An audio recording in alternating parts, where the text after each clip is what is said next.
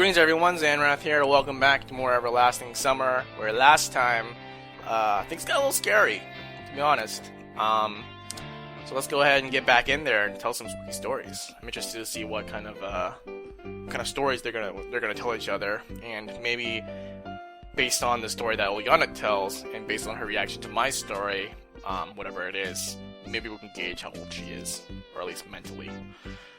So, I hadn't the slightest intention of going back to the dance, and going by my experience, there was nothing to do in the camp at night. Oh, Semyon, if you had knowledge of our previous runs, there was plenty of stuff to do at night.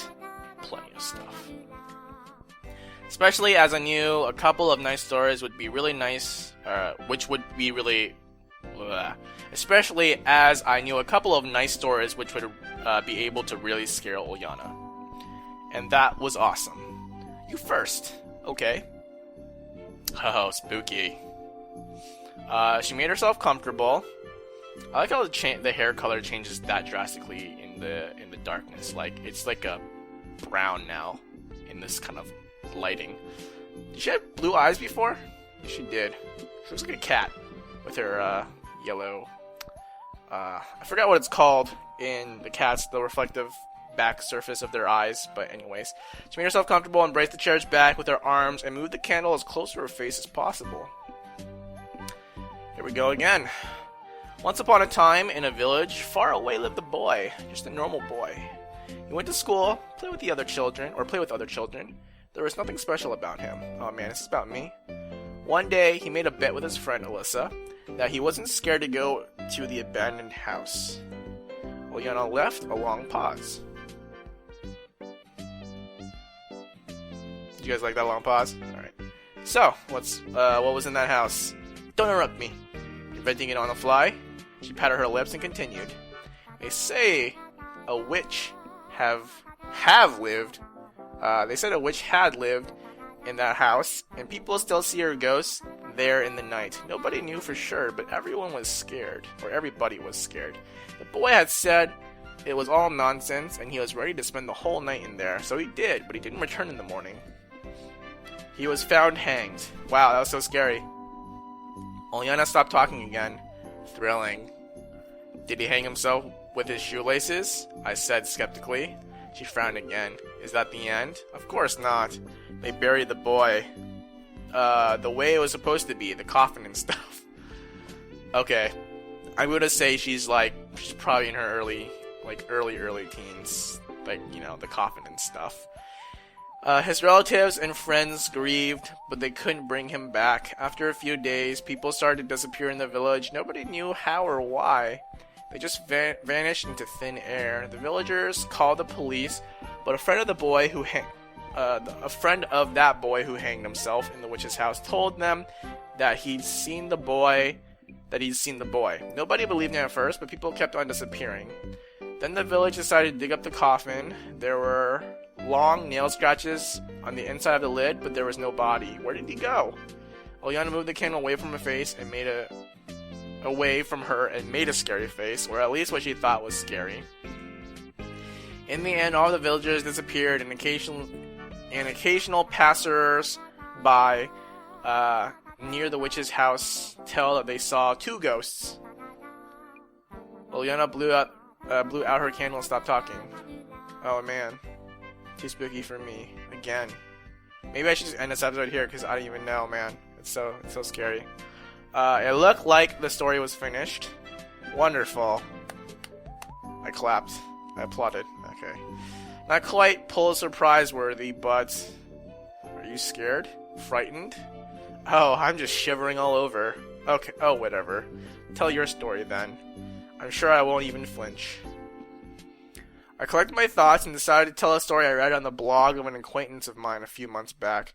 He was quite a good storyteller. At least I liked his style. So success was guaranteed. I certainly didn't remember the story word for word, so I told it with my own words. There is a faraway space station, the last boundary of humanity, located on the border with a hostile civilization. I wonder if that's how they spell civilization in non-North American or non-US English. The third month of the ceasefire. It can't be really called a ceasefire. It can't really be called a ceasefire. More like not a war. A small group of survivors is exhausted by a long siege. On one hand, they can't retreat, leaving the outpost. On the other hand, they understand that they won't even last a minute if the enemy attacks. Despair is the best word to describe their situation. Food is running out. There is ammo only for a few shots, which will only seem like greeting fireworks. I like how this music is just like... It seems less scary and more like kind of action to me. There is plenty of air and water owing to their regeneration systems. People didn't talk to each other for weeks at a time. They may just not see the point of wasting their time on communication while death is at their door, or at the door, or behind meters thick station armor, to be precise. It is really better just to wait for the rescue or enemy's attack. Wait, is there rescue? Let's follow his story here. I wonder if this is actually like one of the developers, his or her acquaintances, like actual story that they put into this game. That'd be kind of cool. That's a little homage. The last boundary of humanity. So there's no inclination that there is why we're waiting for survival, but okay, or not survival, but rescue, but okay. Both outcomes will lead to the end of this torture. The situation looks like a chess game against an invisible enemy. It's the hardest part, end game. Any wrong move will lead to defeat, yours or your enemies. But does the enemy know about it? They may be afraid of making a wrong move too. Meanwhile, the humans may move their king, but only one square forward and then one square back again. So it's like the enemy is a non-human threat, I guess, in space.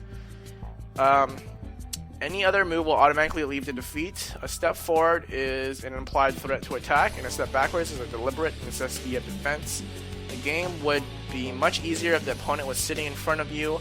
Even an experienced chess player can't hide nervous eye movements, the occasional drop of sweat, or shaky hands. On the one hand, everything is futile. Everyone realizes that the situation is hopeless, but no one would decide to make a move to escape the imminent defeat. On the other hand, when seeing the opponent in front of you, understanding that he is totally like you and can make a mistake, you can more easily stake everything. The opponent may feel the same difficulties.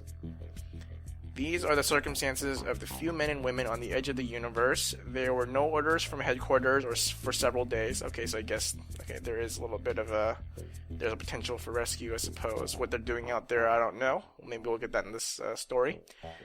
Though the last orders had contained nothing useful, only the usual demand to keep on defending. One square forward, one square backward. The swinging of an internal pendulum. At the beginning of the 4th month, the commander decides to retreat. His reasons that the lives of his soldiers are more important than the mythical ideals of humanity. No one will judge him for this. So what are these ideals that we're fighting for? What are we doing out here that represents an ideal of humanity? Moreover, they can't change anything. The preparations don't take much time. The greatest asset you can save from a sinking ship is your life. The whole station crew board the rescue vessel. The launch sequence starts. 3, 2, 1, and nothing. The bay doors don't open. Well, I hope they won't open. You're about to launch. They send mechanics to check for malfunctions, but they don't find any. Doors should open, but they don't open the second time or the third time. Oh, so it failed to launch and they can't get out of it now.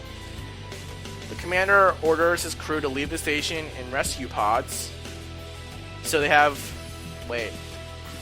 in a rescue vessel that has rescue pods built onto it. But they can't launch either. They explain an aesthetical malfunctions. The crew tries to communicate with headquarters in vain. After a few days, the executive officer noticed that there is nothing on the radars, nothing at all, no planets, no asteroids, no enemy ships, just endless darkness. They'd run out of food in a month. Everybody thinks that it's the end, but no one dies. Not after a day, not after a week, not even after a month. as if there is no need for food to sustain human life. At this moment, the majority of the crew goes insane. Some of them just stay in their rooms and pray. Some wander around the station, so they're back in the station? Or is the rescue vessel the station itself? Some try to commit suicide, but neither point-blank shots with plasma guns, nor hydro tank diving, nor even simply slitting the veins bring any results. So, like, I get it. So, like, they think they want to die, but they can't die. And now they're just, like, isolated in solitude. Days pass by, months, or even years. Nobody keeps track of time. Insane people recover their minds again, and normal people go insane. It repeats many times. I wonder if this is kind of foreboding, not foreboding, I guess portending what might happen. Like, it's like, isn't that kind of what in the situation he's in? Where, I mean, yeah, Semyon hasn't tried to kill himself, but there is this potential for, like, infinite loop kind of stuff, right? And is he going insane? I don't know. Nah, it's a bit of a stretch. Never mind, stretch that. This does not reflect what Semyon's situation is. In the end, the crew accepts its condition. They start to make up occupations, theatrical staging, sports tournaments, readings of self-written books. A lot of family couples appear and many more break up. It is an infinite flow of time and an enclosed loop of human life, and only the darkness on the radar reminds them of the emptiness outside. For some reason, I feel like this is going to go completely, the complexity of this is going to completely go over Ulyana's head. She'll be like, I don't even care. Like, Resident Sleeper, I fell asleep, after your first 2 lines. But there is an emptiness inside the station, too. In the end, people stop living. They just lie in their rooms and sleep. Not 24/7 at first, but as the time goes on, they learn to fall into a trance. Every person has his own dreams. One returns to his childhood. One gets his lost love back. One defends the ideals of humanity, which for some reason is just, it's nice and general and vague here. So you can just insert any generic ideal of humanity as you wish. With a blaster in his hands, some others just wander in space. Shabby from skirmishes with enemies, a rescue vessel docks with the station. The boarding squad gets inside. The whole station looks like a piece of scrap metal which has floated in space for thousands of years. The reactor had shut down a long time ago. There were marks of the laser shots on the walls. Equipment was all smashed. They found decayed skeletons of people who died horribly defending the frontier of humanity in almost every room, and only one cryptic message sent to the headquarters implied that there is something wrong. Save us. You just want to die. Wait, I thought they were all dead. I thought you just said they were all skeletons. So, what was the point of that story? I finished the story and looked at Yona. I mean, it's not really scary, but it's, like, scary in a, I guess, profound kind of, I don't know how to put it. It's just like, it's the meaning, it's the possibility, it's the, it's not scary like, at the moment, like, jump scare, like something weird happening, imminent. It's more of a, like, can you think of your life trapped in nothingness, right? Kind of scary. So, yeah. I finished the story and looked at Ilyana. Her face was concealed by the darkness, so that's the story. I blew out the light. Wow, she actually got it. Ilyana shrieked, rose up, and threw herself towards me. We went on the floor. I'm surprised, wait, why does she still have a candle? Because didn't she blow her out? And mine too. So, she's going to set the whole library on fire. And, of course, we've gone ahead and, well, can't block that. What's up with you? Nothing. Her voice sounded very scared, so she actually grasped the depth of this story, I guess. Looks like my story hit the jackpot, or maybe it just went over my head. Maybe I'm just like, I don't even know what's going on. Too busy poking at your, like, I don't know, the flaws in your background or whatever. I mentally congratulated myself. Ulyana wasn't having fun, though. She embraced me, shivering and sobbed. What's wrong with you, you silly thing? I patted her on her head. It's just a story. It's not real. No, she saw a spider, okay? I'm gonna guess that's why she's scared. You and your stupid stories, never mind. Ulyana cuddled up to me more. Were you that scared? Yeah. Frankly, I didn't expect such an honest answer from her. Everything's alright.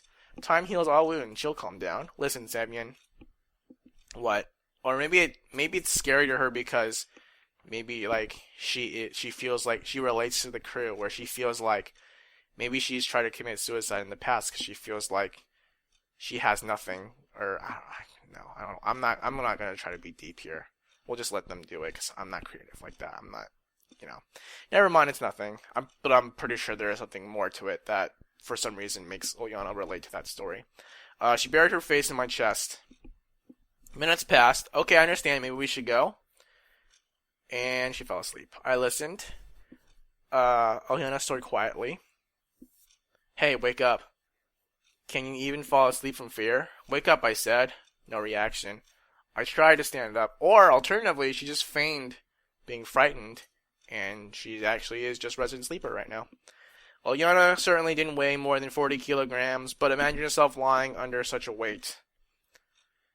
It's really not easy to stand up. It looks like she's not really that on you. It looks like she's straddling you from the side, so... you would think that Ulyana was dead if not for her breathing. Oh man, really? I certainly could make more effort, but I'd wake her up and it will all start again. Such an inevitable situation. There is an option to wait until she wakes up by herself, though. She certainly won't sleep all the way until morning after such a story. I looked through the window at the star sky. Isn't there another time when... Yeah, with Slavia, right? Where she fell asleep and my arm was like all like, but I couldn't get up. And it was like, I don't even care. I wonder if there is a really decent outpost with a ghost crew. I wonder what's going to happen when we go with her to the old campground or whatever. Considering she was all like, oh, this scary abandoned house. That's what she made up. Because, yeah, she probably made it up on the spot, and that's what she probably considers scary. So it'll be interesting to see what happens there. My eyes slowly closed, and in a moment I fell asleep. And is it day 4 now? I think it's day 4. Yeah, I called it. Boom. I felt a warmth in my dream. That's just you being straddled by a little girl. It happens sometimes. Your brain is not completely yet awake, but you still, with one L, feel the sun shining in your eyes, and when you wake up, you blink for some time to get used to the light. I wonder if Zenya's going to run into us, right? Clearly she's going to be like, what the hell are you guys doing here? Get off my floor. Stop spooning. That's not really spooning though, so never mind. It was a wonderful morning. The birds were singing, the air was fresh and fragrant, and the world was bathed in daylight. I'd stay in bed for some time longer, but something was not quite right. All yesterday's evening's events flashed through my mind. Scary and not scary stories, Ulyana, who was cuddling up to me tightly and snoring. Not quite like a little girl would. Okay, well that's nice. She's not quite a little girl, but still kind of is. But I didn't worry at all. After all, it's still early, surely no later than 7 or 8 o'clock. Who would want to go to the library that early? Well, I just told you. I sat back and looked out the window. In a couple of minutes, the sun will hit right in Ulyana's eyes. That's when you're gonna wake up. It's interesting how she did manage, or how did she manage to hug me so tightly? Indeed, I couldn't free myself at all. Theoretically, I was ready to spend 1 or 2 more hours lying this way, but suddenly I heard footsteps. Sounds like trouble. Wake up, do you hear me? Wake up. Could you just push her to the side? I mean, sure, it's not nice, but you could just push her to the side. I started carefully, but insistently shaking Ulyana by her shoulders, trying to loosen her grip, but it was all in vain. Meanwhile, the footsteps were getting closer. I had to save us an any cost. Standing up seems unworkable. That's what I learned already, so I decided to crawl. My move strongly resembled reservist training, which I never attended. A soldier dragging his injured officer while under an artillery attack. The officer is unconscious, the soldier is exhausted, the layers of barbed wire surround them. Hey, nice. And she's still in the same position. I managed to crouch, more like just lay back into behind a book stand and hide Ulyana while the library door opened. Zenya was standing at the door, or on the doorstep. She seemed a bit overcommitted to her work since she was coming in at the crack of dawn. And did we ever lock the door while we were in there? Would she come in and realize the door, if we didn't, that the door was unlocked and suspect something? She'd be like, oh man, someone's trying to steal my flower from the basement. Wait! I heard a familiar voice. Huh? A visitor? So she indeed does have a reason. Wait, is this when Electronic confesses her? That's not day 4, is it? She indeed does have a reason to come here. Why couldn't she come why couldn't she come yesterday or today but later? Huh? Science waits for nobody. Science. It was electronic. Hold on a sec, I'll find it. I don't know what are they talking about? Who is she talking about? She headed towards us. I barely managed to turn Olyana around so that she was on my back and crawled on all fours to a nearby bookshelf where I collapsed and tried to catch my breath. What was it? Cybernetic mathematics? Or maybe mathematical cybernetics? It seems she didn't notice us. I like something about electronic bombardment of voltaics. I don't know what that is. Are you crazy? Why would I have something military? That's not military at all. For some time, they both went silent. Xenia, what? I love you. Oh, almost. Let's go to the river tonight. Oh, sexy. What for? Well, I just want to see you in your bathing suits. I have a lot of things to do. Come on, get moving. Your robot is waiting for you. Okay. The door slammed like an epitaph for electronics love struggles. At least you didn't chase him out. Maybe that's not quite it. Maybe that hasn't happened yet. This is just like a prequel to his confession. And then next time is going to be more bold. Because last time she like knew he was confessing, right? And she chased him out, so. Seems like he's not a cold-blooded robot after all. Well, if he was, I'm sure he'd prefer the robot he's making, so. The Catgirl robot or whatever. I chuckled quietly. Anyway, laughter seemed a bit inappropriate. We have to escape the library somehow. Waiting until Xenia goes for breakfast seemed to be the easiest solution at the moment. She is a communist labor worker after all. Okay. I don't know if that's an insult or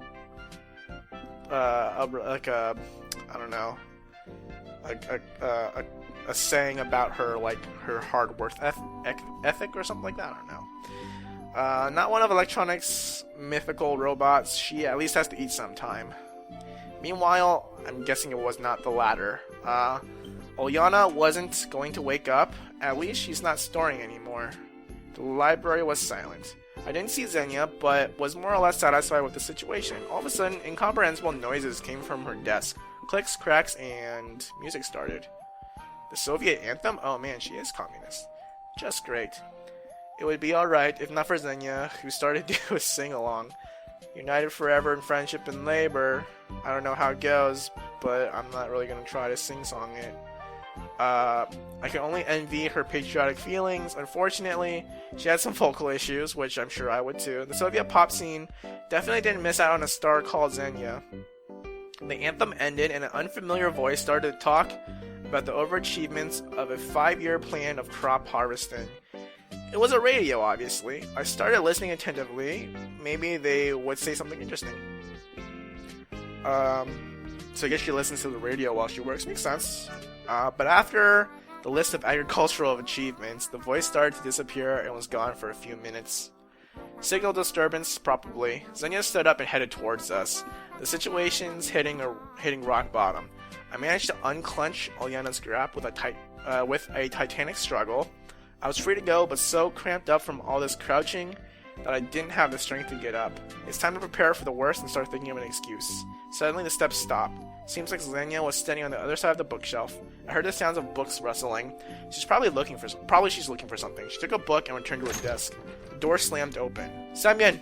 Have you seen him? Olga Dmitryevna was definitely out of breath. Olyana? No. Xenia answered with surprise. The door slammed as loudly as the previous time. Seems like everyone's looking for us, and Xenia will probably start to look around the library. I like how she's just like, Semyon, Olyana, are you here? And Semyon's just like, no. And she's like, okay, I'm out. I guess she trusts Xenia. That makes sense, maybe. But fortunately, in that very moment, the bell sounded in the distance, calling pioneers for breakfast. Xenia, being a punctual person, decided not to linger and left the library in a few minutes. There was only me and Olyana in the library. Then it was time to decide what to do with her. No longer afraid of being caught, I bent down and shouted in her ear. Oh man, you should just like lick your finger and stuck it in her ear, like swear. Like she'd probably understand. She'd be like, you got me. Wakey wakey, eggs and bakey. Wow. You treat her like a kid, huh? Well, of course, it makes sense. She instantly jumped up and started to look around. Noticing me, Olyana's eyes widened. What are you doing here? Playing at spies. I don't know what that means, but okay. Huh? Never mind, did you sleep well? Yes. Seems she's not yet completely conscious. Breakfast? Yes. We left the library, at last. Now it was certain that I won't have to explain. I don't have to explain anyone the what, how, and why of Olyana and myself being there all night long. Sorry for falling asleep like that. It's alright. I guess my words sounded too insincere because she looked at me with disbelief. Wait a minute. What were you doing in there all this time? You wouldn't believe me. Hold on. Nope, sorry, you wouldn't believe me. Wait a moment. That means... Olyana giggled, stepped away from me, and shouted loudly. I'm the first for breakfast. Not a big surprise after such a deep sleep, I said, but Olyana already couldn't hear me, being far ahead. It was unusually crowded near the canteen, of course. Probably stuff that I've already read. Something is happening. Familiar girls. Lively discussion. Drew closer. Ah, Semyon. Where on earth have you been? I waited all night for you, all night long, and have been searching since early morning. Olyana told me you left the library together yesterday. I looked at Olyana. She was grinning acrimoniously. Is that how she's gonna get even with me? Well, we'll deal with this later. Have you seen Shurik today? Nope, what's the matter? Oh. That's nice. It's this part again.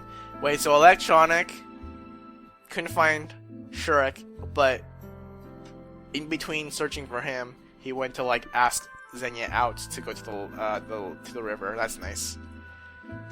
All right, let's go ahead and fast forward through this. See what's up.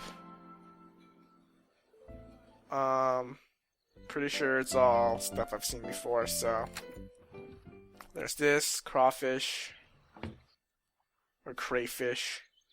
Do we need to go anywhere? After finding Shurik is the next thing. So, oh no, poisoned. Oh, never mind. Okay, hold on. I don't think I do. So let's go ahead and just go to the forest. Let's skip out on Miku. Don't even care. I've done the forest before. I'm gonna fast forward through this. Oh yeah, this is sexy Shurik time or sexy Electronic time, right? I'm gonna fast forward. He's gonna be shirtless. Yep. There you go. Let's go to the boathouse. Yeah, I'm pretty sure I've read that. There's Comrade. Pretty sure I've seen this before too. So let's go ahead and fast forward through that. Just different ways for her to set us up, I guess. Boom. Alright. Let's get to the part where we have to do infirmary duties first. I was going to say, let's go ahead and get to the part where we have to go find Shurik, and we'll call it. So let's this is very clear. Which one's good one? It's the food poisoning, right? So that is 1, 2, 3, 4, 5, 6 guaranteed. Considering that I maybe missed one earlier, so that's 6, I think. So I got food poisoning.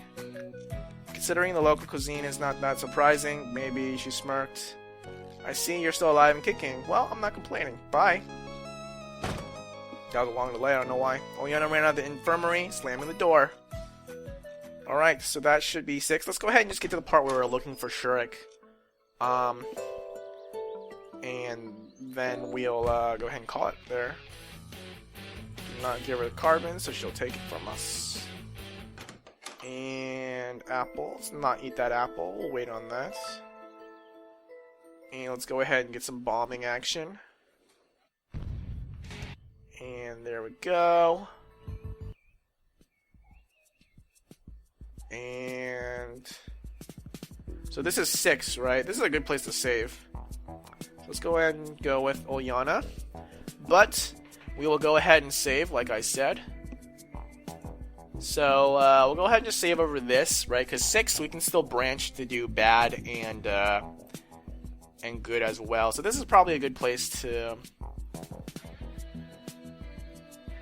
Yeah, I think this is a... Wait, hold on. I think I can still get the good ending from this. I'm trying to see how many points there are total. I think I'm good. So, yep, let's go ahead and save here. And next time we will look for Shurik, and we'll see. Let's see. I wonder if he's gonna do the whole like talk about the invisible whatever thing, or he's gonna like try to attack us. Which one is it gonna be? Or are we gonna get a completely different reaction from Shurik when we find him? Who knows? We'll see that. We'll figure that out next time. And until then, thank you for watching. Bye.